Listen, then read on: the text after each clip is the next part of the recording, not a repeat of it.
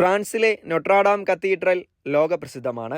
2019 ഇവിടെയുണ്ടായ തീപിടുത്തത്തിന് ശേഷം ദേവാലയത്തിന്റെ പുനരുദ്ധാരണ പ്രവൃത്തികൾ അവസാന ഘട്ടത്തിലെത്തിയിരിക്കുന്നു. ഈ അവസരത്തിൽ ദേവാലയത്തിലുണ്ടായിരുന്ന ദൈവമാതാവിന്റെ രൂപം നൊട്രാഡാം കത്തീഡ്രലിൽ തിരിച്ചെത്തിച്ചു.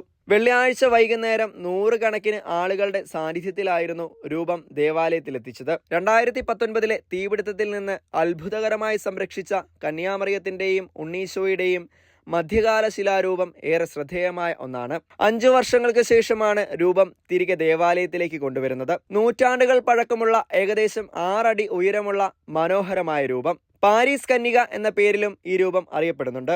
പാരീസ് കത്തോലിക്കരുടെ പ്രത്യാശയുടെയും വിശ്വാസത്തിന്റെയും പ്രതീകമായാണ് രൂപത്തെ വിശേഷിപ്പിക്കുന്നത്. നിരവധി വിശ്വാസപരമായ പുരാവസ്തുക്കൾ നശിപ്പിക്കപ്പെട്ട അഗ്നിബാധയിൽ നിന്ന് അത്ഭുതകരമായി സംരക്ഷിക്കപ്പെട്ട രൂപത്തിന്റെ ചിത്രങ്ങൾ നേരത്തെ തന്നെ സോഷ്യൽ മീഡിയ ശ്രദ്ധ നേടിയിരുന്നു. സെയിൻ നദിയിലൂടെ സ്തുതിഗീതങ്ങളുടെയും പ്രാർത്ഥനകളുടെയും അകമ്പടിയോടെ പ്രദക്ഷിണമായാണ് രൂപം എത്തിച്ചത്. പ്രദക്ഷിണം കത്തീഡ്രലിന്റെ ചത്തുരത്തിലേക്ക് എത്തിയപ്പോൾ പാരീസിലെ ആർച്ച് ബിഷപ്പ് ലോറൻ ഉൾറിച്ച് ആശീർവദിച്ചു. 2019 ഏപ്രിൽ 15 പുനർനിർമ്മാണ പ്രവർത്തനങ്ങൾ നടക്കുന്നതിനിടെയാണ് അഗ്നിബാധ നൊട്രാഡാം കത്തീഡ്രൽ ദേവാലയത്തിലുണ്ടായത്. മണിക്കൂറുകൾ നീണ്ട പരിശ്രമത്തിൽ ദേവാലയ ഗോപുരത്തിന്മേലുണ്ടായിരുന്ന തീ അണയ്ക്കാനായി എങ്കിലും ഗോപുരം പൂർണ്ണമായും കത്തി നശിക്കുകയായിരുന്നു. പുനരുദ്ധാരണത്തിന് ശേഷം ഈ വരുന്ന ഡിസംബർ 7, 8 തീയതികളിൽ നൊട്രാഡാം തുറക്കുമെന്നാണ് കരുതപ്പെടുന്നത്.